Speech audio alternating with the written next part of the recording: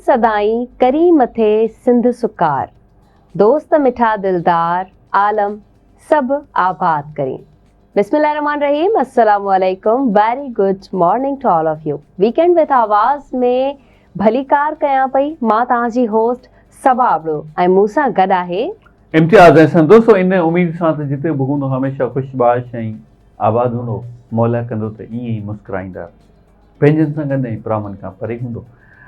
सबा साहिबा शाह लतीफ़ जे हिन ॾाढे सुठे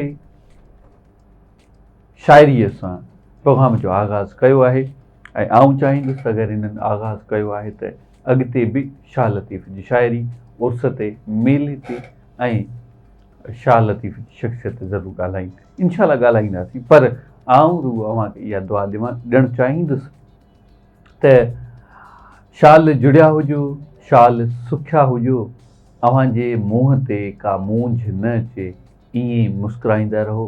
अव्हांजे अङण ते, अव्हांजी झोलीअ में हमेशह मुस्कुराहटूं हुजनि।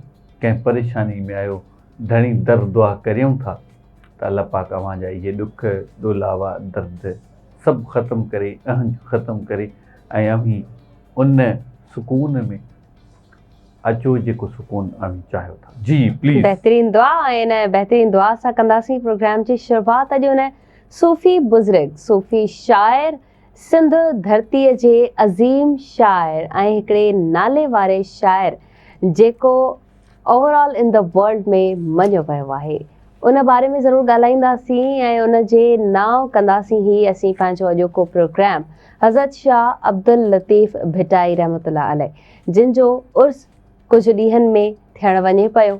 मेलो मचंदो, मेलो लॻंदो, खोड़ सारा पांधीअड़ा ईंदा, खोड़ सारा अक़ीदतमंद ईंदा ऐं पंहिंजूं झोलियूं भरे वेंदा। उमीदुनि जूं, आसुनि जूं ऐं कुझु माण्हू जिन जूं आसूं पूरियूं थियूं आहिनि, जिन जूं उमीदूं उन्हनि जे वसीले पूरियूं थियूं आहिनि, सो उहे बि मेले में शिरकत करणु ईंदा। कुझु माण्हू मेलो ॾिसणु ईंदा, कुझु वाई ॿुधणु ईंदा, कुझु काफ़ी ॿुधणु ईंदा, कुझु राग रंग जी महफ़िल खे ॿुधणु ऐं ॾिसणु ईंदा। हज़रत शाह अब्दुल लतीफ़ भिटाई जी शाइरी कंहिंखां लिकल ढकियल छुपियल न आहे। उन्हनि पंहिंजी शाइरीअ वसीले अमुन, इंसानियत, रूहानियत जो पैगाम ॾिनो, सूफ़ियत जो पैगाम ॾिनो ऐं उन पैगाम खे हमेशह शाइर पंहिंजी शाइरीअ में लिखंदा अचनि पिया, सहेड़ींदा अचनि पिया ऐं ॿुधाईंदा अचनि पिया। ऐं इहा सूफ़ियत, इहा अमन जी जेका प्रचार आहे, जेका शाइरीअ जी सुञाणप आहे, इहा असांजी शुरू ई इतां पई थिए जितां असीं ॻाल्हि शुरूआत कईसीं, जितां असीं पंहिंजी ॻाल्हि खे स्टार्ट कयो आहे ऐं टिल एंड असीं उहा ई ॻाल्हि कंदासीं, यानी कि अमुन जी ॻाल्हि, प्यार मोहब्बत भाईचारे जी ॻाल्हि, जेका असांखे हज़रत शाह अब्दुल लतीफ़ भिटाई जी शाइरी में मिले थी।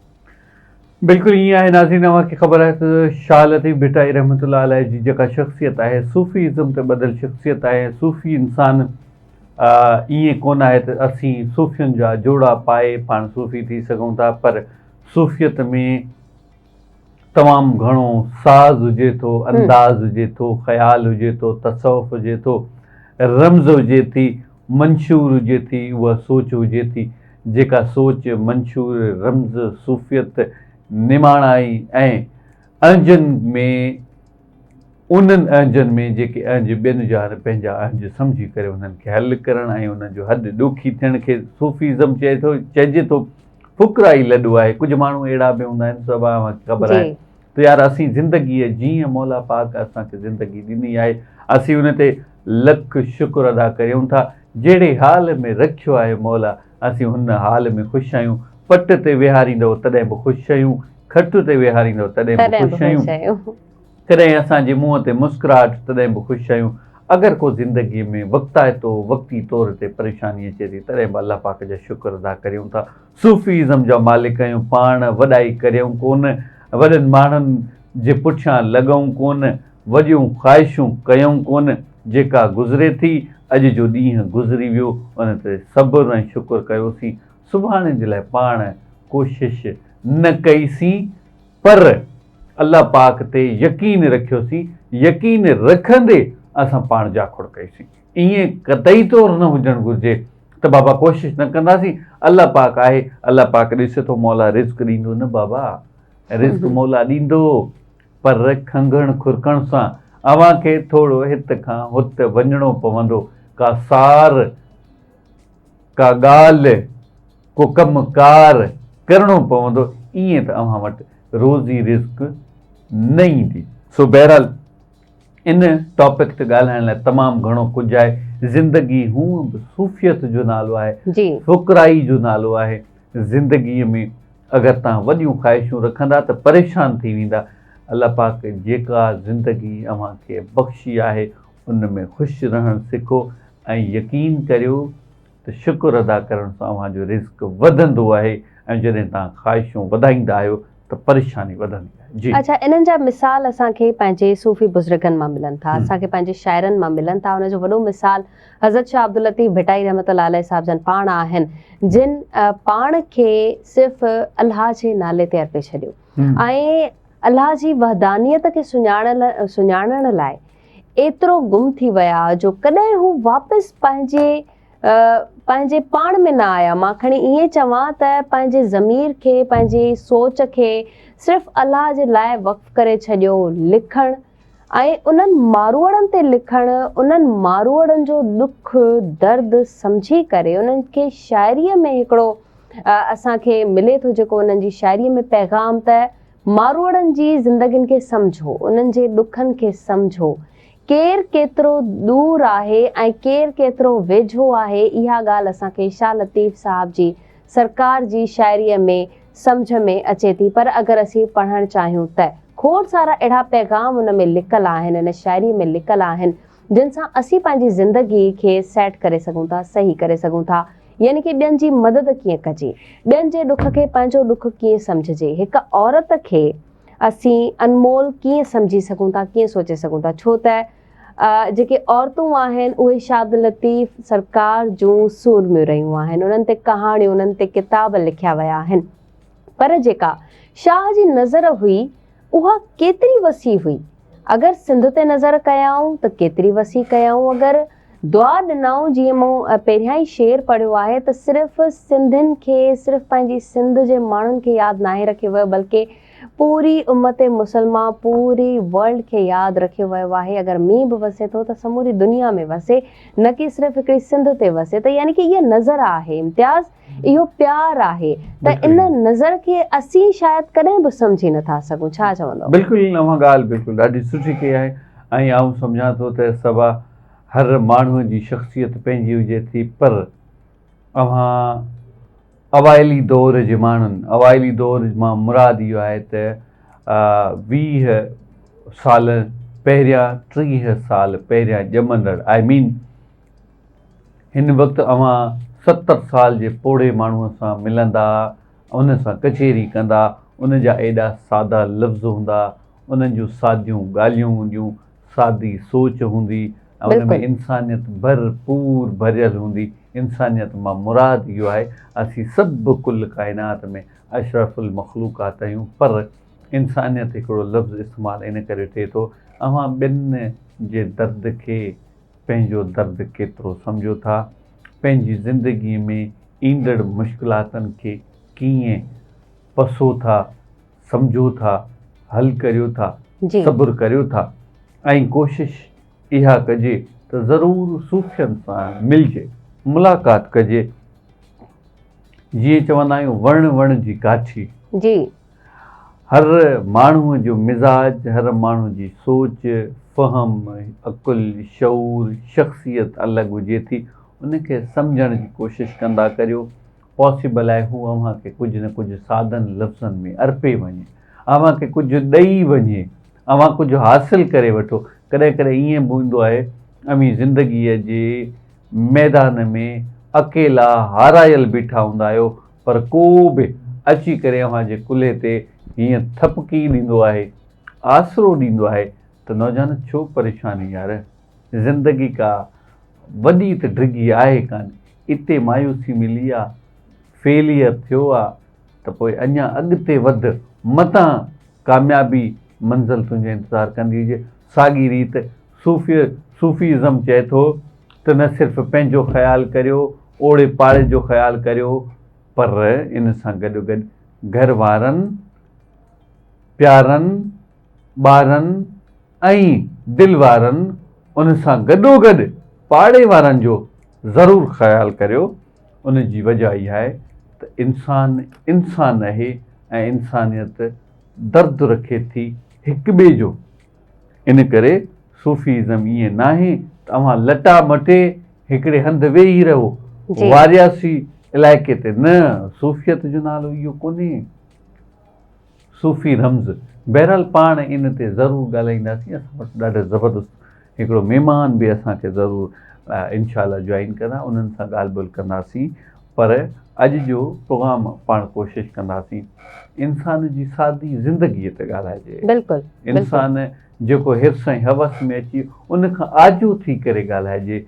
पंहिंजा ख़्याल आज़ादु करणु घुरिजनि, पंहिंजे ज़हन खे ग़ुलामीअ खां आज़ादीअ ॾांहुं वठी वञिजे, पंहिंजे ज़हन खे हरू भरू जो अजायूं हसरतुनि जे बजाए पाण ही ज़िंदगी एतिरी ऐं अहिड़े नमूने सां गुज़ारियूं जो असांजी ज़िंदगी सुख सां गुज़री वञे ऐं जेके असांजूं ज़िंदगी जूं ज़रूरियात आहिनि उहे पूरियूं थी वञनि। ऐं हूअं बि हिकिड़ो मुहावरो तव्हां ॿुधो हूंदो सभा त खाइजे ओतिरो जेका ज़िंदगी गुज़ारण जे लाइ ज़रूरत आहे। ईअं न जो असां ईअं सम्झूं त बाबा अॼु एतिरो कमाए वठो जो पुश्तूं बि खाइनि। बहरहाल इहे फ्यूचर प्लान्स ॾाढा सुठा आहिनि, हुजणु घुरिजनि, पर इन सां गॾोगॾु असांजे दिलि में इंसानियत ज़रूरी। प्लीज़ जी। तव्हां सुठी ॻाल्हि कई। अच्छा, शाह जो रिसालो अञा उन ते ॻाल्हाइणो आहे, शाह ते खोड़ सारियूं ॻाल्हियूं करणियूं आहिनि। ऐं जीअं तव्हां चयो त माण्हुनि सां मिलो, तव्हांखे ख़बर पवंदी। ईअं ई शाह जी ज़िंदगी बि हिकिड़ी ट्रैवल हिस्ट्री रखे थी। इन बारे में असीं ज़रूरु ॻाल्हाईंदासीं। असां वटि बहितरीनु महिमान बि असांखे जॉइन कंदा। हिते वठंदासीं असीं नंढिड़ो ब्रेक। तव्हां केॾांहुं न वञिजो, वरी वापसि था अचूं दिस मॉर्निंग विथ आवाज़ में।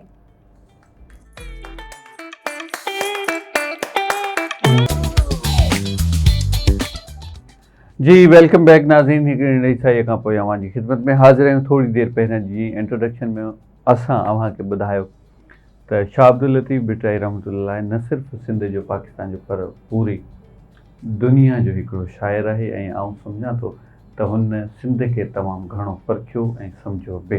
कुझु ॾींहंनि खां पोइ हुनजो मेलो बाक़ाइदगी सां हुनजो आगाज़ थियण वारो आहे। 3 ॾींहंनि जो मेलो लॻल हूंदो आहे। इहे सूफ़ी शाइर जंहिंखे पाण चवंदा आहियूं, पर अॼु खां पोइ पाण इहो बि सम्झण जी कोशिशि करियूं त छा हुननि सिर्फ़ु सूफ़ियत ते ई ॻाल्हायो, छा उहे सूफ़ी शाइर हुया या मज़ाहिमती शाइर पिणु हुया।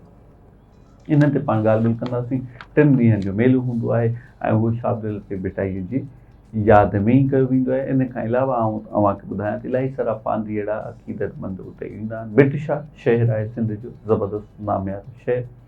उते मेलो लॻंदो आहे ऐं न सिर्फ़ु मेलो लॻंदो आहे, मेले में तमामु घणियूं शयूं पिणु साम्हूं ईंदियूं आहिनि ऐं उते रोज़गार जा मौक़ा बि मिलंदा आहिनि। मुख़्तलिफ़ स्टॉल्स लॻल हूंदा आहिनि ऐं पाण लेक्चर्स बि ॿुधंदा आहियूं। कॉन्फ्रेंस ऐं इवेंट्स में उन कॉन्फ्रेंस में हॉल में जिते माण्हू वेठल हूंदा आहिनि उते पाण तमामु घणा लेक्चर बि ॿुधंदा आहियूं। बहरहाल पाण cutting to the short, coming to the point, असां वटि हिकिड़ो ज़बरदस्त महिमान मौजूदु आहिनि। पाण शाह अब्दुल लतीफ़ भिटाई रहमतुल्लाह जा पारखूं आहिनि। पाण ॾाढा सुठा राइटर आहिनि, पोइट आहिनि ऐं कालम निगार आहिनि। तनवीर अबड़ो साहिब सां गॾु प्रोग्राम में मौजूदु आहिनि। असीं उन्हनि खे भलिकार कंदा। साईं तनवीर अबड़ो साहिब भलिकार करियूं था। महिरबानी तव्हांजो sir, thank you so much sir. Tanveer साहिब, जीअं थोरी देरि पहिरियां मूं जीअं ज़िक्र कयो त इलाही सारा माण्हू सम्झंदा आहिनि त शाह अब्दुल लतीफ़ भिटाई रुगो सूफ़ी शाइर आहिनि। इन खां अलावा का बि शाइरी कोन कई, कंहिं ॿी सिंध ते न कई आहे। अव्हांजो छा चवणु आहे, छा उहे वाक़ई सूफ़ी शाइर या मज़ाहिमती शाइरी पिणु कई? प्लीज़। सभ खां पहिरियां तव्हांजी महिरबानी जो तव्हां असांखे मौक़ो ॾिनो। असीं लतीफ़ साईं जा तालिब आहियूं, शागिर्द आहियूं ऐं जुस्तजू हले पई, उन्हनि जे बारे में तहक़ीक़ ऐं पढ़ाई हले पई। सभ खां पहिरियां त असीं इहो ॾिसूं त हिकिड़ो शाइर छा आहे, शाइर जी अहमियत छा आहे, पोइ अचूं था त लतीफ़ साईं छा सूफ़ी शाइरी निज आहे या उन जूं ॿियूं के सिन्फ़ूं आहिनि या ॿिए के उन जा मौज़ू आहिनि। लतीफ़ साईं असुर खंबात में फरमाइनि था, बानो ख़ान शेख में आहे त तिर तारा वण वार वारीअ कणा मींहं कणा तंहिंहां ई घणा मुंहुं में एब पार पाए आयसि पांद में बदियूं बेशुमार ढकी ढकण हार लुत्फ़ साण लतीफ़ चए। वाह। यानी फ़िक्र फ़हम ॾिसो लतीफ़ साईं जो त अनकाउंटेबल नाउन जेके ग्रामर में असां चऊं था, जंहिंजी ॻणप न थिए त तिरनि जी ॻणप न थींदी, तारनि जी ॻणप न थींदी, वारनि जी न थींदी, मींहं जे कणनि जी न थींदी। यानी हीउ बंदो उन खां वधीक अञा बि जेको गुनहगार आहे सो तुंहिंजे हवाले आहे, तूं उन ते करम फरमाइजांइ। अहिड़े नमूने सां सुर लीला में लतीफ़ साईं फरमाइनि था, तो दर आयुसि राजिया, तो दर आयुसि राजिया अहिड़ो वठी हाल।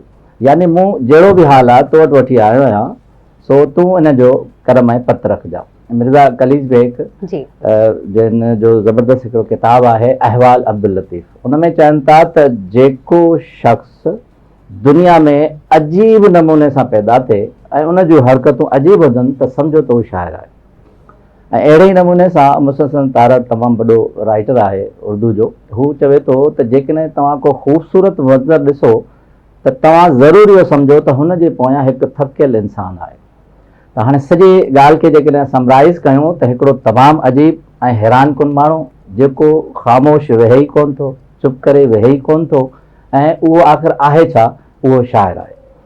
ऐं जंहिंजे चहिरे में हेतिरो थक आहे, जंहिं हेतिरियूं मुसाफ़तूं कयूं आहिनि, जेके लाड़ खां उतर ताईं हेतिरा हू सफ़र करे चुको आहे, ऐं हुन जे चहिरे खां पेरनि ताईं थक ई थकनि त सम्झी वञो त हीउ जेको असांखे शाइरी लतीफ़ साईं जो रिसालो मिलियो आहे त इन जे पोयां ई 1000 सवें सालनि जूं मुसाफ़तूं आहिनि ऐं उहो ई लतीफ़ साईं आहे। हाणे अची वञूं इन ॻाल्हि ते त छा लतीफ़ साईं सिर्फ़ु सूफ़ी शाइर आहे या वरी चऊं रूहानी शाइर आहे? हिकु अर्ज़ु त मूं किताब में सभई मौज़ू ॾिना आहिनि जहिड़ी लाली लाख जो, उन में लतीफ़ साईं रोमांस जो बि शाइर आहे। सुर सामूंडी जेकॾहिं पढ़ंदासीं त जोगन जहान सॼो नज़र ईंदो लतीफ़ साईं कहिड़े अंग में आहे। ऐं इन खां पोइ जेकॾहिं असां वहदानियत ते अचूं या सूफ़ी ते अचूं त रुॻो 3 सुर आहिनि, सुर कल्याण, यमन कल्याण ऐं आसा। आसा में रूहानी रमज़ूं आहिनि, पर उन खां पोइ ॾिसंदासीं त बाक़ी जेके सुर आहिनि उन में इनकलाबियत आहे, उन्हनि में जुदाई आहे, उन्हनि में विसाल आहे। यानी असांखे जेके ज़िंदगीअ जा रंग आहिनि उहे सभई मिलनि था। हाणे अचूं त किथां सूफ़ीअ जो सफ़र थो शुरू थिए लतीफ़ साईं जे रिसाले में। जेकॾहिं असां यमन कल्याण खे ॾिसूं त उन में तव्हांखे वहदहू ला शरीक लहू ई विहाइज वी खटी या हाराई हंधि तुंहिंजो हुई। वी थींदो आहे वखर सौदो, जेको बि तूं सौदो कंदे जिते बि ईंदे खटी हाराई हंधि तुंहिंजो ही पाण ई चवंदे पी भरे जाम जन्नत जो। त हाणे हीउ हिकिड़ो सूफ़ियत जो रंग आहे। जेकॾहिं वरी सुर आसाम में असां ॾिसूं था त एन शिरक ईअं जीअं बेशिरक भाई थो, विञाए वजूद खे पाणा पासे थी, हॾे कान्हे हू पिणु कोन्हे हिनरीअ। जेकॾहिं हू इंसान खे तख़लीक़ न करे त हुनजी हस्ती बि ज़ाहिर न थी वञे, इन करे हुन इंसान खे तख़लीक़ कयो। त हाणे हीअ त रूहानी रमज़नि जा ऐं असांखे सॼी वहदत जा रंग नज़र अची विया। पर हाणे असां अचूं त जेको सभ खां मज़बूत पासो लतीफ़ साईं जो आहे उहो आहे इनकलाबी। इनकलाबी जेकॾहिं तव्हां ॾिसंदव इन रंग खे त हैरानगी थींदी त हिकिड़े पासे हू ससीअ जो ज़िक्र थो करे, मोहबत ऐं फ़राक़ जो ज़िक्र थो करे, हिजर जो थो करे, तड़प जो थो करे, पर उन जे अंदरि हू पंहिंजी मुज़ाहिमत खे थो ॾे। यानी जिते असीं ॾिसूं था सुर खाहोड़ी आहे, सुर प्रभाती आहे, उन सुर में जिते शाइनात शहीद थो थी वञे, खाहोड़ की तहरीक थी हली वञे, गंजे डूंगर गाम जो ज़िक्र थो थी वञे, त लतीफ़ साईं रोमांस ऐं तमामु ख़ूबसूरत अंदाज़ में ही दुनिया जे तमामु घटि शाइरनि जी ख़ूबी रही आहे जेकी लतीफ़ साईं में आहे, त हू इन ॻाल्हि खे करे थो। हाणे अचूं तो इनकलाब खे कीअं थो थिए। चए थो ॼाणी सुञाणी, सुर ससीअ में ॼाणी सुञाणी वेहां कीअं माठ करे। हाणे ॾिसो त हीउ कहिड़े रंग में लतीफ़ साईं चए थो त हरू भरू मां ईअं कीअं वेहां। हाणे आहे त ससी पर अंदरि मज़ाहिमत आहे। ॼाणी सुञाणी वेहां कीअं माठ करे, अंदरि आग इश्क जे अंदरि उघाणी, अल इश्क नारल मोकदता खूरीअ जीअं खाणी अदियूं आरियाणी।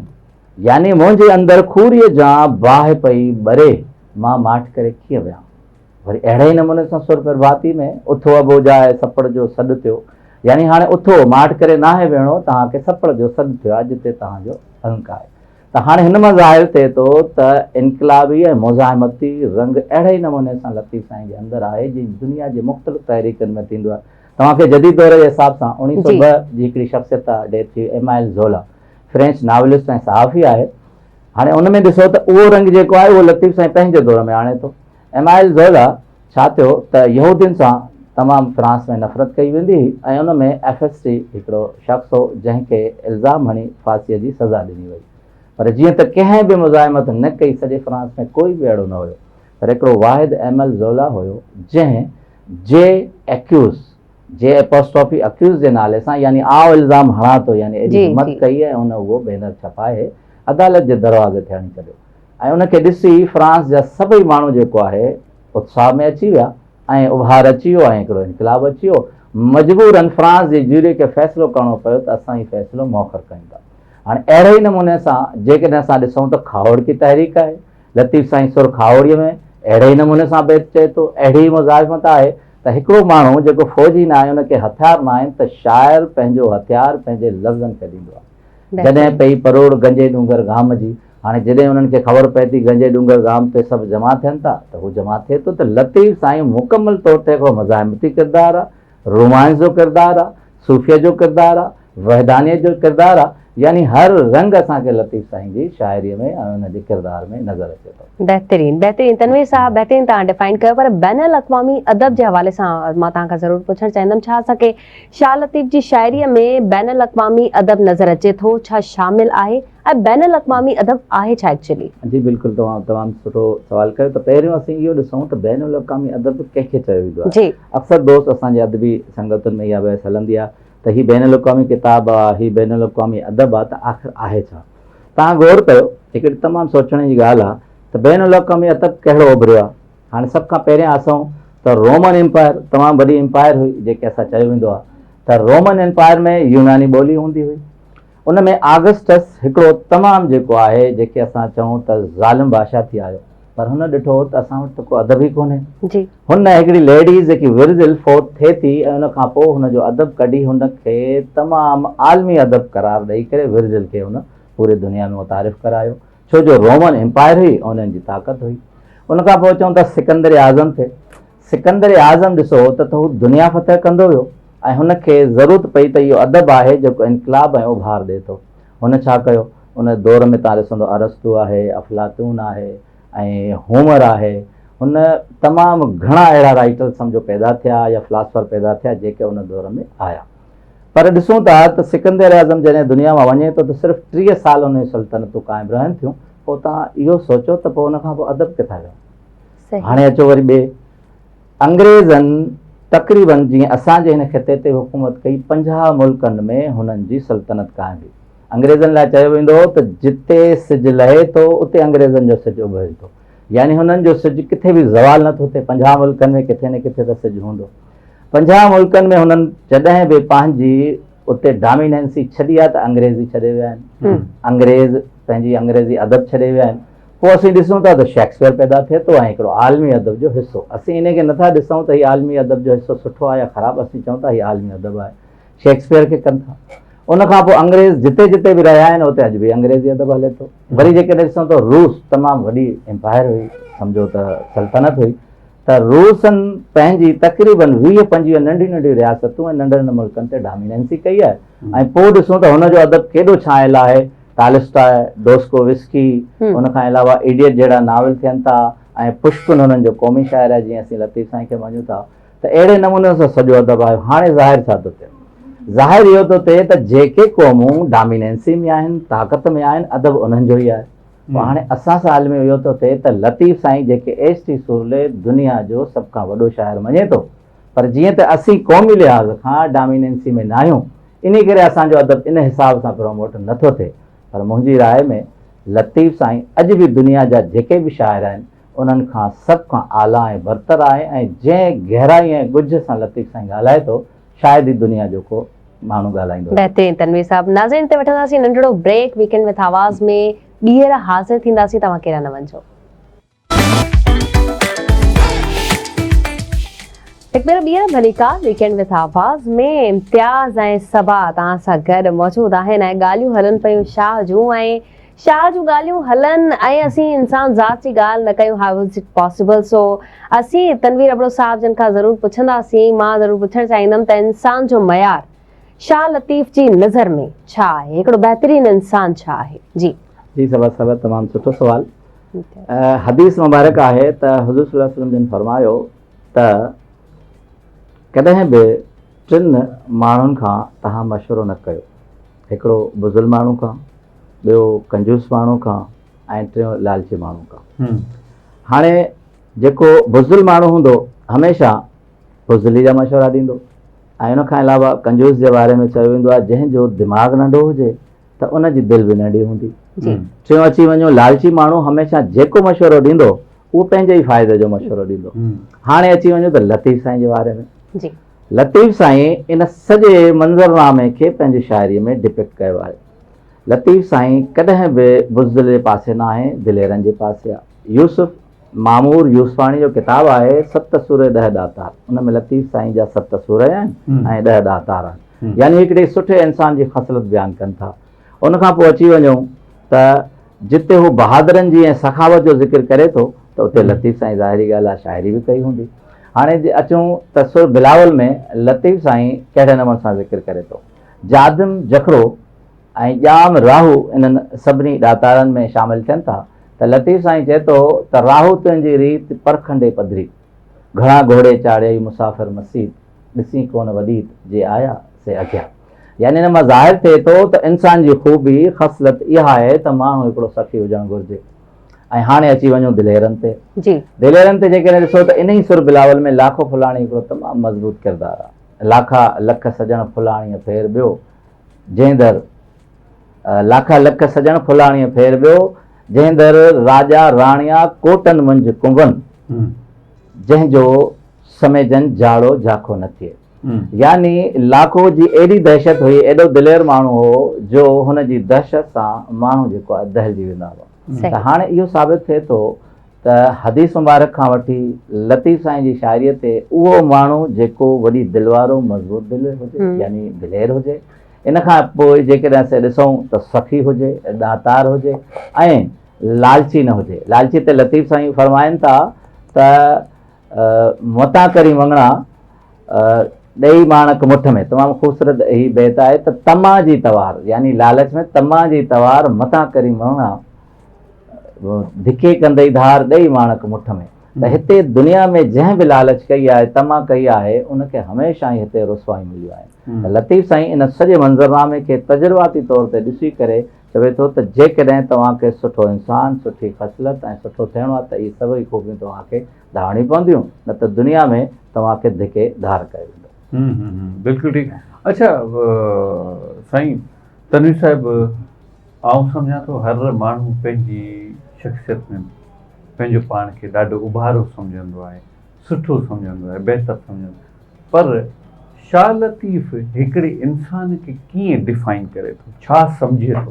पंहिंजी ज़िंदगीअ खे छा? प्लीज़। लतीफ़ साईं जी वॾी ख़ूबी आहे सर त तव्हां ॾिसो त लतीफ़ साईं सिधो कंहिं बि माण्हूअ खे मुखातिब नथो थिए। सिधो इन करे नथो थिए त जेकॾहिं का नेगेटिविटी आहे त उहो हर्ट थींदो। ही अॼुकल्ह जे दुनिया जे मोटिवेशनल सभिनी किताबनि में इहो ई आहे त तव्हां बि कंहिंखे अहिड़ो को ख़राबु लफ़्ज़ न चओ जंहिंसां हुनजी दिलि आज़ारी थिए। ऐं ईअं असांजे मज़हब में बि आहे त लतीफ़ साईं इन बिल्कुलु ॻाल्हि जो ख़्यालु रखे थो त कंहिंखे बि सिधे नमूने सां न चए। वॾो कमाल लतीफ़ साईं जो इहो आहे त हू पखियुनि में, वणनि में, जानवरनि में उहे सभु ख़ूबियूं या ख़ामियूं चई करे इहो बावर कराए थो त बाबा हिन नमूने सां हलंदव, ही पखी थींदव त ही ख़राबु आहे त तव्हां बि ख़राबु थींदव, ही सुठो पखी आहे, ख़सलतूं सुठियूं आहिनि त तव्हां सुठा थींदव। हाणे कमाल ॾिसो, सुर कारायल में हिकु पासे हंज आहे ऐं हिकु पासे बघ आहे, यानी बगुलो आहे। हाणे जेकॾहिं तव्हां ॾिसंदव त हंज ऐं बगुलो ॿई रंग में ॿई अछा थींदा आहिनि, ऐं जेकॾहिं परियां खां तव्हां ॾिसंदव त तव्हांखे ॿई, जेकॾहिं असां जहिड़ा एक्सपर्ट न हूंदा त लॻंदो त ॿई हिकिड़ा आहिनि। लतीफ़ साईं चए थो हुनजी ख़सलत ॿी आहे ऐं हुनजी ख़सलत ॿी आहे। हंजन सी है कार जे गण करे निहारी। हाणे गंज में गुण करे आहे, ॿिन्ही जी माना तमामु वाज़े थी वञे ऐं तमामु ख़ूबसूरत माना आहे त हंजन सी है कार जे गण करे निहारी। त हाणे जेकॾहिं हंजनि सां जेकॾहिं ॻणे उन्हनि खे धार करे जेकॾहिं तूं उन्हनि खे ॾियारी ते ॿघनि सी बेहार ॿेल न ॿधी कॾहिं। जेकॾहिं तूं हिननि हंजनि सां रहंदे त पोइ ॿघनि सां कॾहिं बि तूं न थींदे। हंज मिड़ई हंज मेरो मंजस न आहे को, जिते त संज सो सर कहीं सरहो। यानी जेकॾहिं हंज जी ख़सलत हूंदी, जेको साफ़ पाणी में हूंदो आहे, मोती खाईंदो आहे, गंदगी न वेंदो आहे, त तूं उनजी ख़सलत थींदे त एतिरी तुंहिंजी शख़्सियत थींदी त जिते बि तूं पंहिंजो पेर रखंदे, जिते बि रहंदे त उहो सर यानी ख़ितो, उहे माण्हू, कबीलो, मिट माइट, दोस्त तो ते फ़ख्रु कंदा।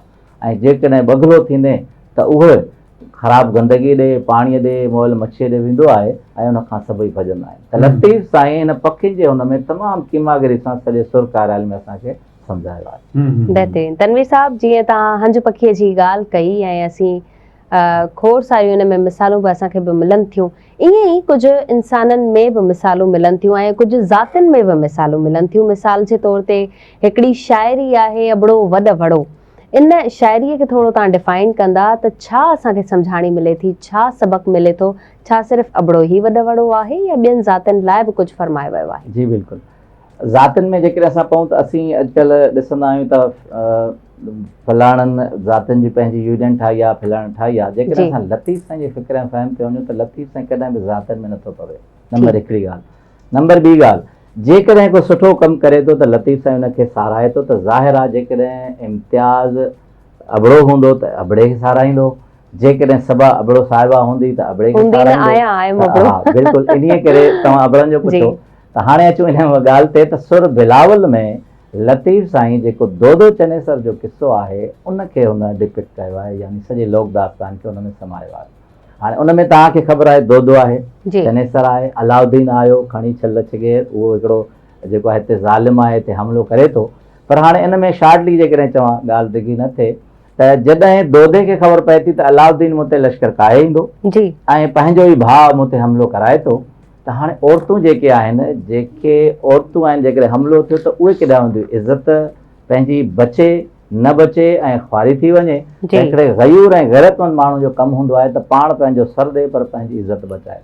पोइ हुनखे सभ खां पहिरियां जेको आहे उते इज़त जो रखवालो जिन खे साम्हूं चइबो आहिनि उहो रखे थो अबड़े वटि।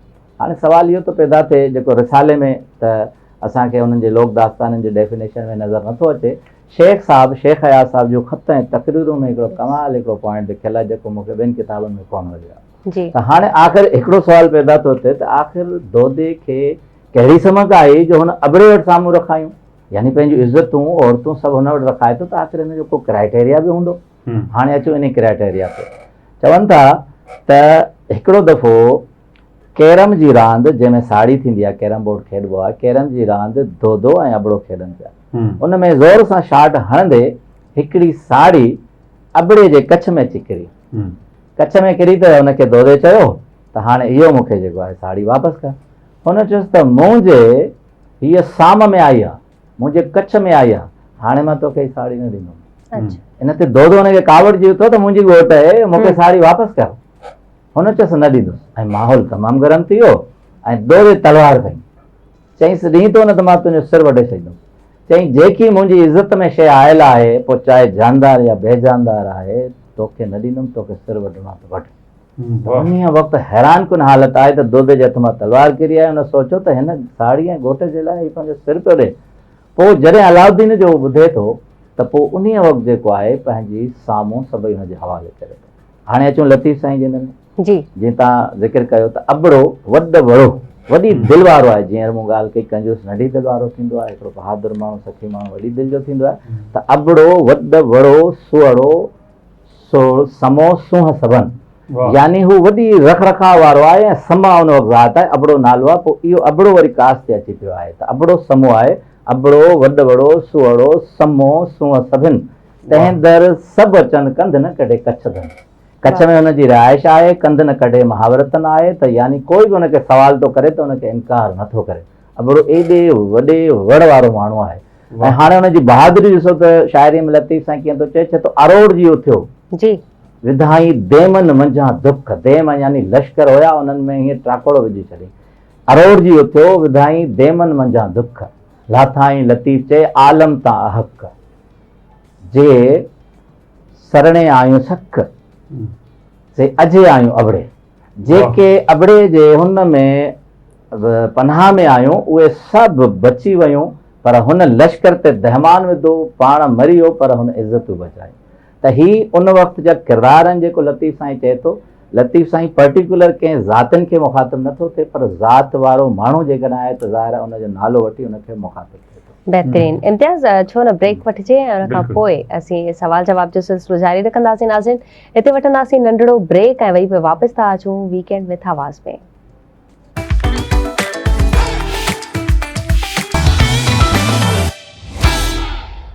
वेलकम बैक नाज़रीन, हिकिड़ी नई साईअ खां पोइ अव्हांजी ख़िदमत में हाज़िर आहियूं। दोस्तो, इंसान जी कामयाबी जो राज़ इहो आहे त उन जूं आदतूं ऐं उन जूं ख़सलतूं सुठियूं हुजणु घुरिजनि। बिल्कुलु।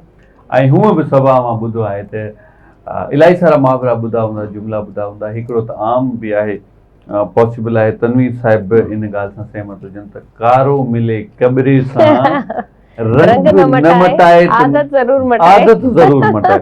सो तनवीर साहिब, अव्हां खां पुछणु चाहींदुसि त आदतूं हर इंसान जी शख़्सियत ते असर विझनि थियूं, कीअं विझनि थियूं, वाकई आदतूं असर विझनि थियूं, इन में केतिरी सदाकत आहे, छा चवणु चाहींदा? जी बिल्कुलु इम्तियाज़, तव्हां बिल्कुलु सुठी ॻाल्हि कई।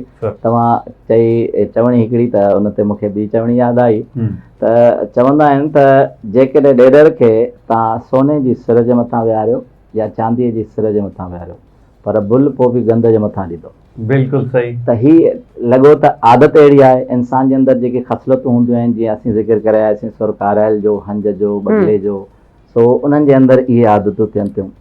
हिकिड़ो मिसाल तव्हांखे चाहींदुसि, तमामु ख़ूबसूरत हिकिड़ो ॾियां त तुलसीदास तमामु वॾी रूहानी शख़्सियत, तमामु वॾो तारीफ़ आहे। तुलसीदास वटि हिकिड़ी औरत आई, पोड़ी हुई, झूनी हुई, चईंसि त मुंहिंजी हिकिड़ी धीउ आहे, उनजी शादी आहे ऐं मुंहिंजी एतिरी हैसियत कोन्हे जो मां उनजी शादी कराए सघां। हाणे तुलसीदास हिकिड़ो पाण रूहानी माण्हू हुयो, अकेलो रहंदो हुयो, त्याग कंदो हुयो ऐं उन शाइर बि हो ऐं उन वटि एतिरी त दौलत न हुई, एतिरो न हुयो त हुनजी मदद करे।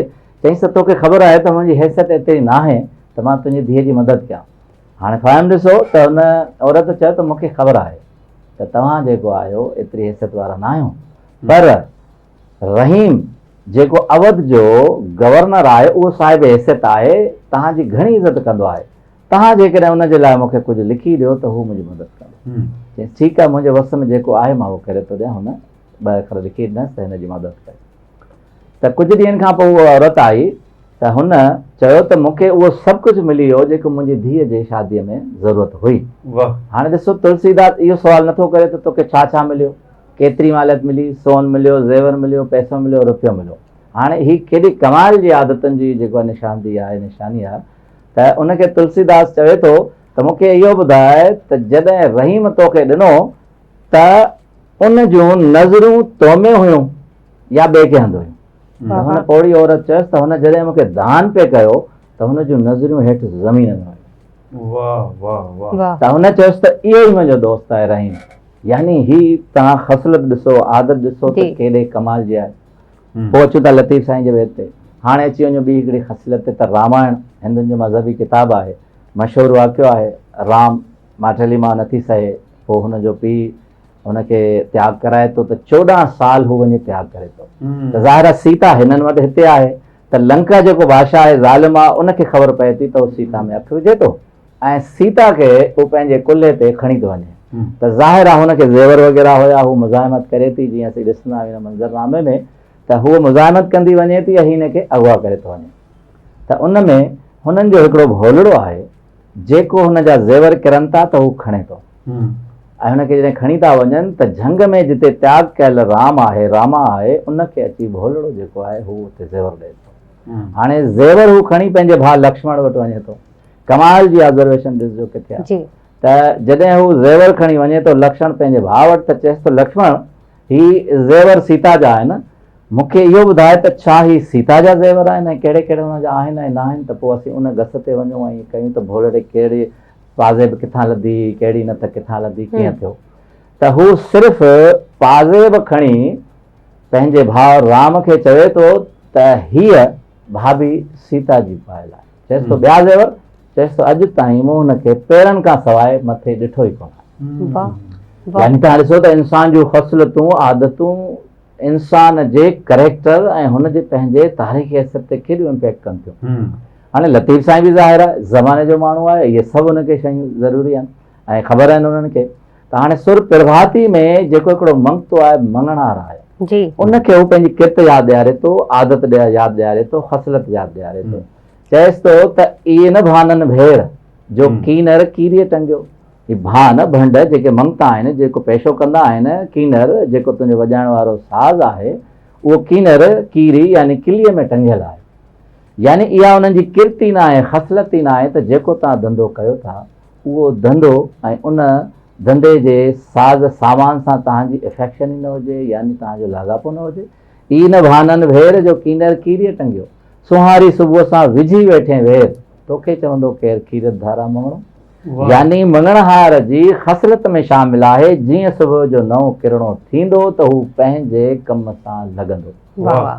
यानी जेकॾहिं इंसानु पंहिंजी ख़सलत में पूरो आहे त उहो पेशे सां पूरो आहे, पंहिंजी ज़ात सां पूरो आहे ऐं पंहिंजी शख़्सियत सां पूरो आहे। वाह, बहितरीन बहितरीन। तनवीर साहब, छा शाह जी शाइरीअ खे सम्झणु एतिरो ॾुखियो आहे जेतिरो असीं सम्झी रहिया आहियूं त असां पढ़ी बि नथा सघूं? छो त ॾिसो, ज़बर, ज़ेर ऐं पेश जो सही उचार करणु लाज़मी आहे। अगरि असीं ज़ेर खे किथे ॿिए या ज़बर खे ॿियो कुझु पढ़ी वेंदासीं, लफ़्ज़ ई फिरी वेंदो त उनजी माना बि शायदि फिरी वञे। केतिरी डिफिकल्ट आहे या केतिरी आसान आहे शाइरी, तव्हां ॿुधाईंदा? बिल्कुलु सही फरमायो तव्हां त हिते सिर्फ़ु ज़ेर ऐं ज़बर जेकॾहिं ॾिजे त उनजो माना ऐं मफ़हूम चेंज थी वञे थो। जी, हाणे अची वञूं इन इब्तिदाई ॻाल्हियुनि ते त असां लतीफ़ साईं जो ग्रामर, लतीफ़ साईं जी ॿोली, ज़ेर ज़बर केतिरी अहमियत जी हामिल आहे। जॾहिं अर्नेस्ट ट्रम्प रिसालो पंहिंजो ठाहियो जी, त यूसुफ शाहीन साहब अंग्रेज़ ऐं लतीफ़ साईं जे किताब में तमामु ख़ूबसूरत ॻाल्हि लिखनि था त उन वक़्तु अंग्रेज़नि जे अदब में हिकिड़ो जेको वॾो नालो हुयो, उहो पाण खे तमामु वॾो सम्झंदो हो त असांजो ई अदब आहे। उनजे बारे में यूसुफ शाहीन चवनि था त हुन चयो, उन नालो पोइ तव्हांखे ॿुधायां थो, हुन चयो त ॿुधाए छॾियां, दी प्रिंसेस उन जी किताबु आहे ऐं तमामु मशहूरु आहे। उन चयो त असांजे यूरोप जी लाइब्रेरी जो हिकिड़ो शेल्फ सॼे अरबी ऐं फारसी संस्कृत जे अदब खां भारी आहे। यानी सॼी लाइब्रेरी तव्हांजे हिकु पासे, असांजो शेल्फ। मेकावली हुन जो नालो, दी प्रिंसेस हुन लिखियो। चवनि था अॼु ताईं बादशाही हुकूमतनि जा राज़ हुन में आहिनि, माण्हू फॉलो कंदा आहिनि। त यूसुफ शाहीन जो ख़ूबसूरत जुमिलो तव्हां ॾिसो, चए थो जॾहिं अर्नेस्ट ट्रम्प शाह साईं जो रिसालो तरतीब करे पंहिंजी शेल्फ में रखियो हो त हुन मेकावलीअ जे इन जुमिले खे चैलेंज कयो त तुंहिंजो हिकिड़ो शेल्फ भारी आहे, असांजो सिर्फ़ु हिकिड़ो किताब भारी आहे। वाह वाह वाह वाह। त लतीफ़ साईं जो रिसालो ऐं ज़बान केतिरी अहमियत थी रखे। हाणे अची वञूं, जीअं मूं तव्हांखे चयो त आलमी बैन अल-अक़वामी अदब छा आहे, फातह क़ौमुनि जो बैन अल-अक़वामी अदब आहे।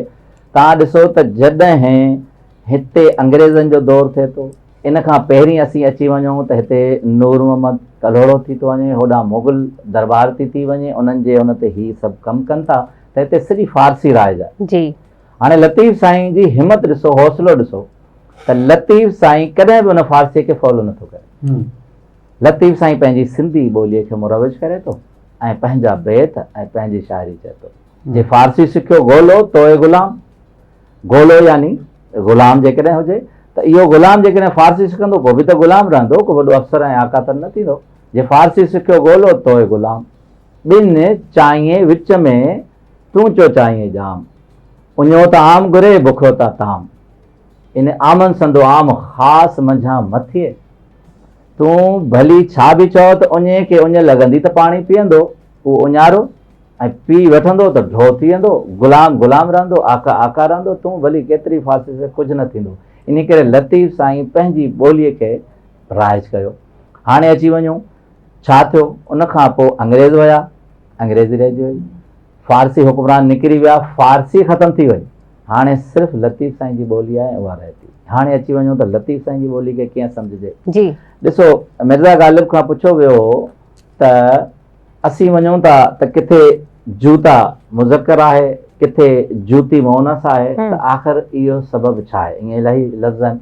त मिर्ज़ा ग़ालिब उन्हनि खे चयो दोस्तनि खे त हर 5 कोह परे हिकिड़ो लफ़्ज़ तब्दील थी वेंदो आहे। अॼु बि तव्हां ॾिसो त उत्तर में असांजा मां लफ़्ज़ घणो इस्तेमालु थींदो आहे, ॿिया लफ़्ज़ इस्तेमालु थींदो आहे, खटां वञा, अहिड़े नमूने सां। लाड़ में अचूं था त उते खटूं इस्तेमालु थींदो, ॿिया लफ़्ज़ इस्तेमालु थींदा। त हाणे हर को खां पोइ ज़बान तब्दील थींदी आहे, लफ़्ज़ तब्दील थींदा आहिनि। पर लतीफ़ साईं जो रिसालो, लतीफ़ साईं जी ॿोली उहा आहे जेकी उन वक़्तु निज सिंधी हुई ऐं उहा उन ई फॉर्म में आहे। हाणे इहो असांजो क़सूरु आहे त असांजो ॾोहो आहे त असीं उनखे फॉलो नथा कयूं, उनखे नथा सिखूं।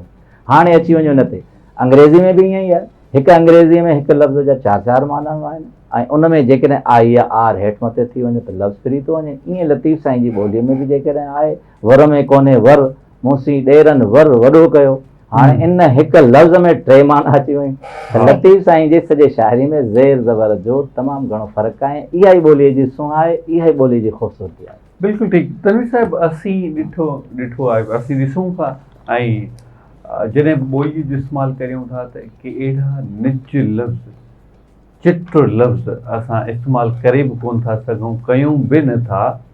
छा सम्झो था त असां इन सां ॿोलीअ जो बिगाड़ चाहियूं था, करियूं था, चाहियूं त न, पर अनफॉर्चुनेटली थिए पियो, छाकाणि त असां अवाइली लफ़्ज़ इस्तेमालु ई न पिया करियूं। इन में इम्तियाज़ साहिबु ॾिसो, अंग्रेज़ी अदब पढ़ूं था असीं, दुनिया में हिन वक़्तु अंग्रेज़ी अदब छायो पियो आहे त छा अंग्रेज़ी अदब में पॉम्पस लैंग्वेज राइज़ न आहे? पॉम्पस लैंग्वेज हुनखे चयो वेंदो आहे जेके तमामु ॾुखिया लफ़्ज़ हुजनि। अंग्रेज़ी जेकॾहिं असां अदब में ॾिसूं था, हलो सिंधी उर्दू कंहिं बि अदब में वञो त हिकिड़ी किताबी ज़बान जा लफ़्ज़ ॿिया आहिनि ऐं असांजे ॻाल्हाइण जा लफ़्ज़ ॿिया आहिनि, कोलोकल लैंग्वेज जेके चइबो आहे।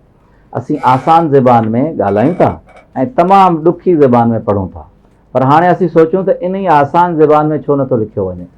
जेकॾहिं असां आसान ज़बान में जेकी ॻाल्हायूं था लिखियो वेंदोसीं त उनखे असां जेके बाज़ारी ज़बान चऊं था उहा थींदी ऐं अदबी ज़बान न थींदी।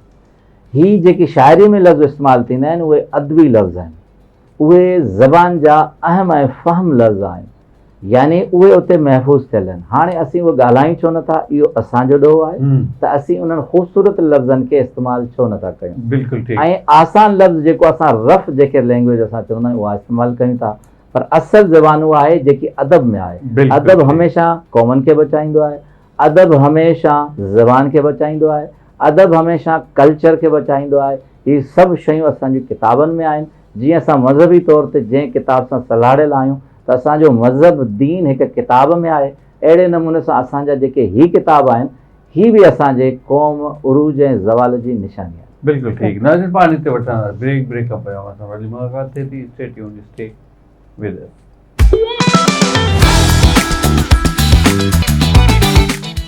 वीकेंड विद आवाज़ में भलीकार। तनवीर साहब, असीं शाइरी त खोड़ सारी पढ़ूं था, खोड़ सारी ॿुधूं था, पर कुझु लफ़्ज़ कुझु शाइरनि जी शाइरीअ में हिकु जहिड़ा मिलनि था, हिकु जहिड़ा मौजूदु आहिनि। जीअं अलामा इक़बाल जी शाइरीअ में ख़ुदी ऐं असीं हेॾे शाह लतीफ़ जी शाइरी में ॾिसूं था त ओॾे बि ख़ुदी आहे। इन्हनि ख़ुदी में फ़र्क़ु छा आहे? बिल्कुलु तमामु सुठो सुवालु।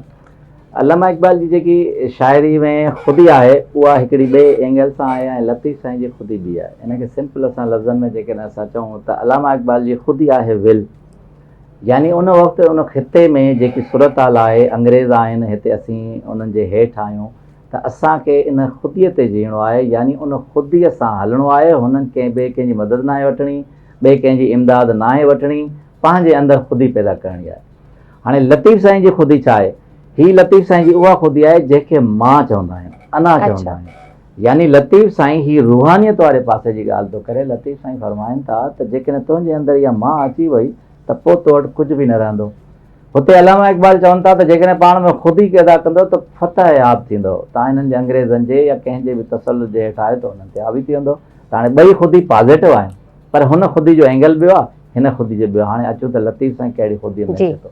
सुर आसम में लतीफ़ साईं फरमाइनि था त आलम आऊं साण भरियो थो भेर करे।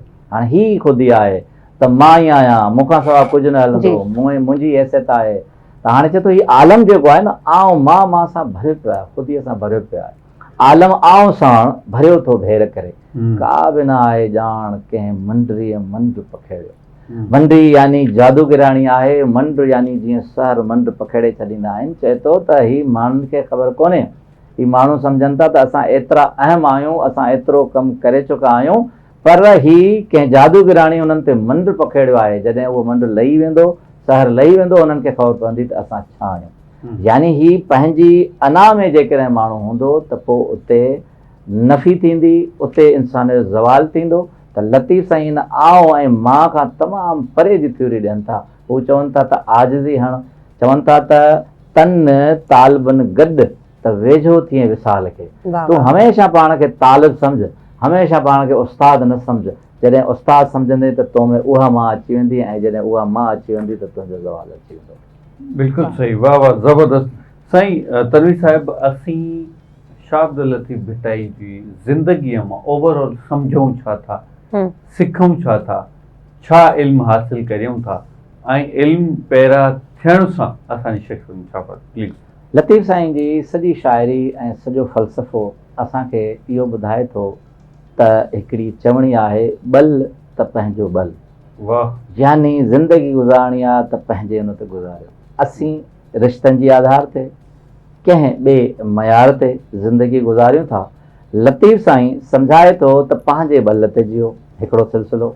ॿियो, जेकॾहिं सुर बिलावल सुर ॾहर जी असां ॻाल्हि कईसीं त जीअं दोदे चनेसर जा किसान असांजी लोक दास्तानियूं आहिनि, त तव्हांखे कंहिंजी बि मदद कोन्हे, पंहिंजे बल ते विढ़ो, भली तव्हां घटि हुजो, मारिया वञो, फतह न थिए, पर तारीख़ जे किरदार में तव्हां यादगार रहंदो। तव्हांखे तारीख़ ठाहिणी आहे त पंहिंजे बल ते जियो, ॿियो को मदद करे न करे पंहिंजी दिलि ते हलो।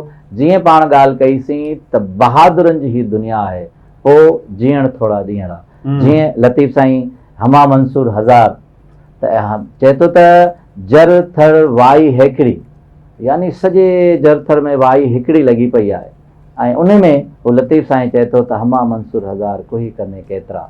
त ही मंसूरनि जी दुनिया आहे, ही दिलेरनि जी आहे, वणटण वाई हिकिड़ी लॻी पई आहे, त जेको दिलेर हूंदो, जेको पंहिंजे बल ते जीअंदो, उन्हनि जी ज़िंदगी आहे। त लतीफ़ साईं जो फ़लसफ़ो ॿुधाए थो त कंहिं बि ॾाढ जे आगे ॾाढो झुकणो न आहे, कंहिंखां बि हथु फैलाए ख़ैरात वठणी न आहे, माण्हू जे अखियुनि में अखि विझी जीअणो आहे, ऐं हंज पखीअ वांगुरु जीअणो आहे, ऐं शींहं जी ज़िंदगी गुज़ारणी आहे। ऐं तव्हां ॾिसो गंज में सॼो शींहं केॾारो, सॼो सुर आहे लतीफ़ साईं जो, ऐं हुनजी सॼी ज़िंदगीअ ते उहो ॿधल ॿुधाए थो त अहिड़े नमूने सां ज़िंदगी गुज़ारियो, किथे बि हीणा न थियो, किथे बि हिमत न हारियो, जियो कुझु ॾींहं पर पंहिंजे बल ते जियो। बहितरीन। तनवीर साहब, असीं ॾिसंदा आहियूं त कुझु माण्हू PhDs कनि था, शाह लतीफ़ खे पढ़नि था, उन्हनि जी शाइरीअ सां लगाव आहे। कुझु माण्हू PhD न बि कनि, पोइ बि शाह जो रिसालो पढ़नि था, शाह ॾांहुं वञनि था, उनखे सम्झण जी कोशिशि कनि था। ऐं कुझु वरी माण्हू जो कुझु अहिड़ी कैटेगरीज़ बि आहिनि जेके बिल्कुलु अणपढ़ियल आहिनि, पर पोइ बि शाह खे सम्झनि था ऐं असांखे बि सम्झाइण जी कोशिशि कंदा आहिनि। काफ़ी अहिड़ा माण्हू मूं ॾिठा आहिनि पंहिंजी ज़िंदगी में। छा चवंदव त शाइर सिर्फ़ु शाह लतीफ़ शाइर जेको आहे उहो छा मख़सूस PhD कंदड़नि जो आहे? छा उनखे सिर्फ़ु हिकिड़ा शाइर ऐं PhD होल्डर्स ई सम्झी सघनि था या आम माण्हू बि सम्झी सघनि था? तमामु बहितरीनु ॻाल्हि।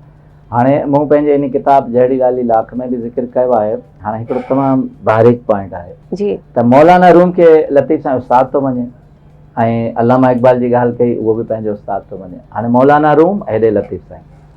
मौलाना रूम जी मसनवी जेकॾहिं उन में सभई दफ़्तर तव्हां पढ़ंदव त उते तव्हांखे लॻंदो त मौलाना रूम अवाम जी ॻाल्हि करे थो, आम माण्हू जी ॻाल्हि नथो करे। हू बादशाह शहनशाह जी ॻाल्हि थो करे, ही जेको आहे महमूद गज़नवी जी ॻाल्हि थो करे, दरबार जी ॻाल्हि थो करे, वॾनि माण्हुनि जा ज़िक्र थो करे, पोइ हिकिड़ा आम माण्हू अचनि था, त सॼी मसनवी इन ॻाल्हि में भरी पई आहे।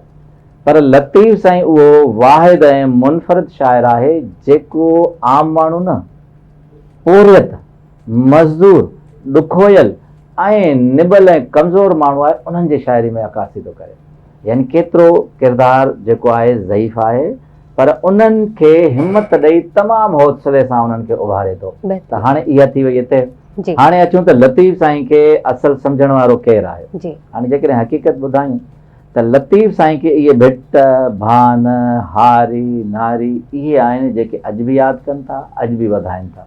हाणे अची वञूं रसूल पलीजे साहिब जी ॻाल्हि ते, त रसूल पलीजे साहिब हिकिड़ी स्पीच में चयो जशन लतीफ़ में, चई त तव्हां छा था सम्झो त लतीफ़ साईं जी शाइरी तव्हां ईअं ई सम्झी वेंदो, तव्हांखे तारीख़, फ़लसफ़ो, फ़िक्र, फ़हम, दुनिया जो लिटरेचर पढ़णु पवंदो, तव्हां तॾहिं लतीफ़ साईं खे सम्झंदो। पोइ हाणे अची वञूं त हीअ असांजा सुगड़ जेके लाड़ में उत्तर में वेठा आहिनि, इहे छा आहिनि, इन्हनि ते एतिरो मुतालो न कयो आहे। हाणे अची वञूं इन्हनि ॿिनि ॻाल्हियुनि ऐं बारीक ॿिन्हीअ ते, त आख़िर फ़र्क़ु कहिड़ो आहे। ही जेके बि ग़रीब तबिक़ो आहे उन्हनि सीने में लतीफ़ साईं खे सांढियो आहे, सही हिफ़्ज़ कयो आहे ऐं यादि कयो आहे। मूं किताब में लिखियो आहे त दुनिया जो वॾो शाइर शेक्सपियर अॼु ताईं कंहिं बि अंग्रेज़ खे पूरो हिफ़्ज़ न आहे, पर लतीफ़ साईं असांजे हिकु हारी नारी आम माण्हू खे हिफ़्ज़ आहे। केॾी वॾी ॻाल्हि आहे।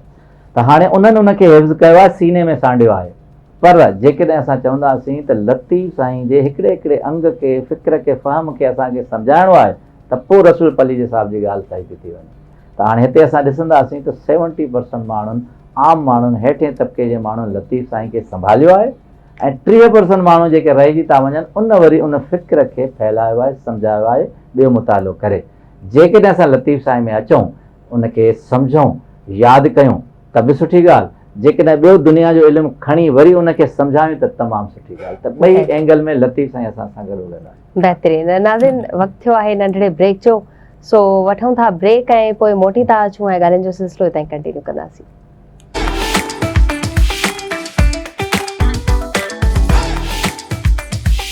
वेलकम बैक नाज़रीन, हिकिड़ी नई शाही खां पोइ अव्हांजी ख़िदमत में हाज़िर आहियूं।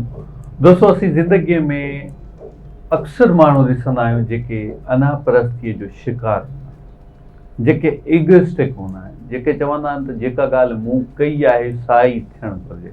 इन जो मक़सदु आहे हू पंहिंजे पर में पाण खे वॾो मथां आला दर्जे जो इंसानु सम्झनि था।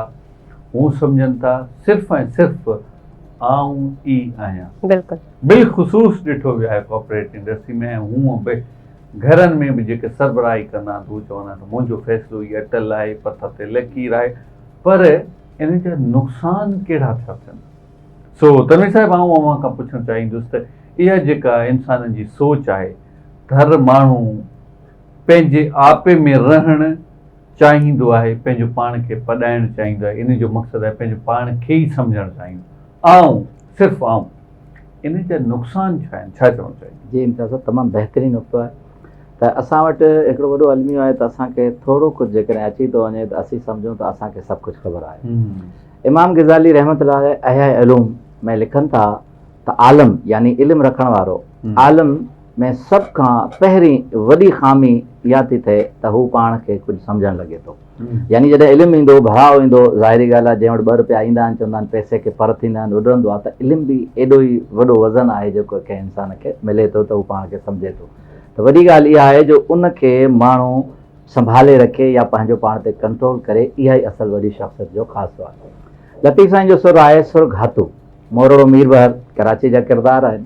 तव्हां जेके गुलबाई अॼु चयो वञे थो, हीअ आहिनि कुल भाई मोरड़ो मीर बहर। ही मोरड़ो मीर बहर आहे, उनजा 6 भाइर आहिनि।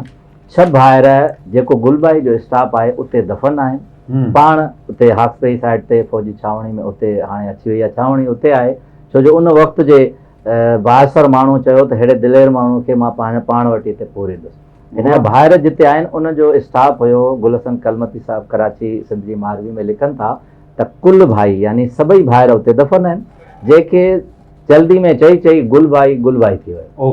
हाणे सुर घातू हितां जो किरदारु आहे। सुबुह सां मच्छी मारणु वञनि था, मोरड़ो छो त उहो टंग खां माज़ूर आहे, नथो वञे, पर जॾहिं ख़बर पए थी त मगरमच्छ हिननि सभिनी खे खाई वरितो आहे त हू निकिरे थो ऐं ज़ाहिर ताक़त हुन वटि कोन्हे, पोइ ज़हन इस्तेमालु थो करे, पोइ ॼार अहिड़ो ठाहे थो, पोइ उन्हनि हुनखे फासाए थो ऐं हुन मगरमच्छ खे मारे थो, उनजे वात मां सभई ॿाहिरि जेको आहे कढी अचे थो।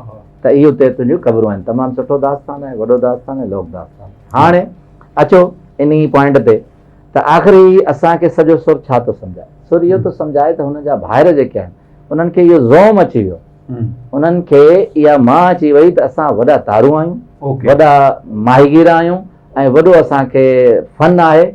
उन्हनि खे ख़बर बि पए थी त हिन तलाउ में खूनख्वार मगरमच्छ आहे, मगर चवनि था असां हुनखे मुंहुं ॾेई वेंदासीं ऐं पोइ उनजी इज़त में अची था वञनि। ही कुदरत जो हिकिड़ो सबक़ु आहे जेको तव्हां ॻाल्हि कई।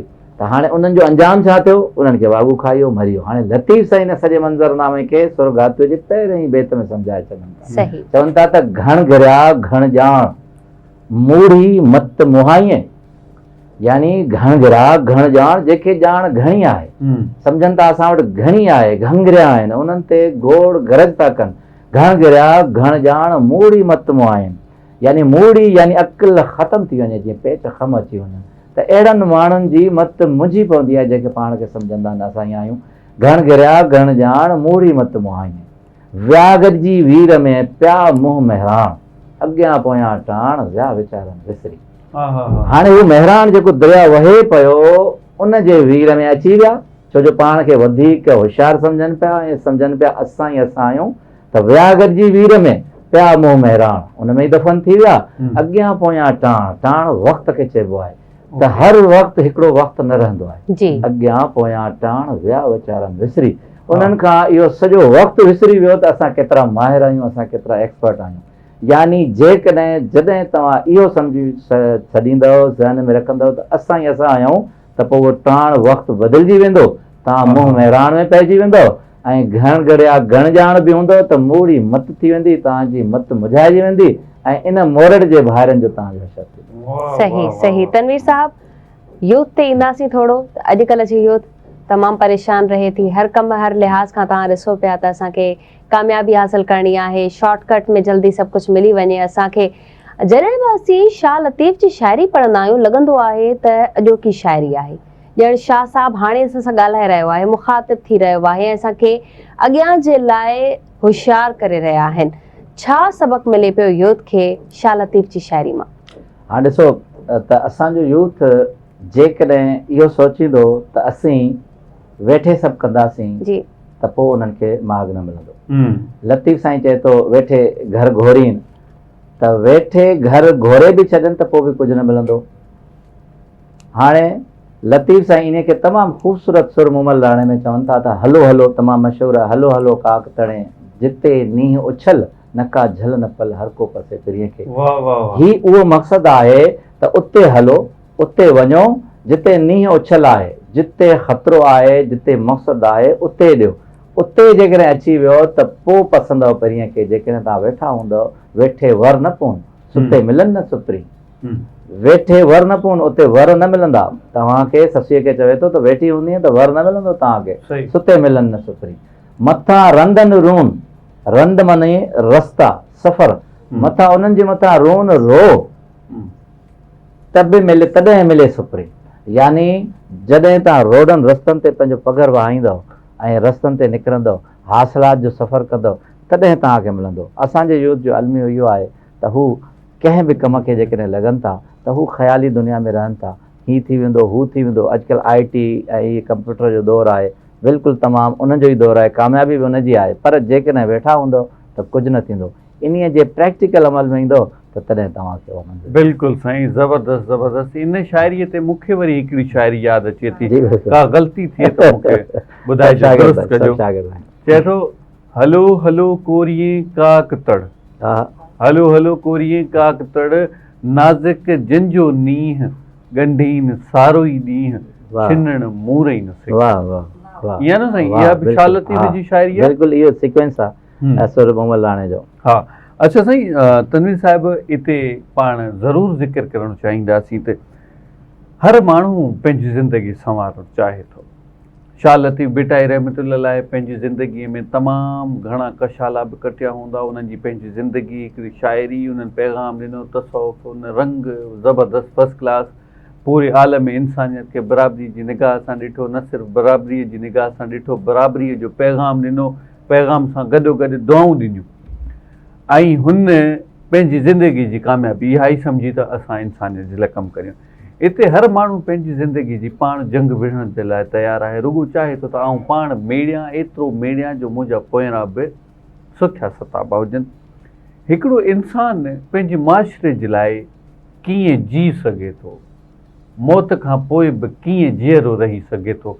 अवी छाकाणि त शाह लतीफ़ जा पारखू आहियो, अव्हांखे अॼु ॾींहं ताईं पैगाम छा महसूसु थियो आहे, तव्हांजी पंहिंजी ज़िंदगी में कीअं तब्दीली आहे, नौजवान कहिड़ो?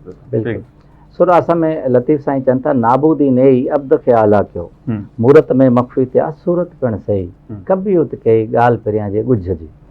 ॻाल्हि ई आहे ॻुझ जी आहे।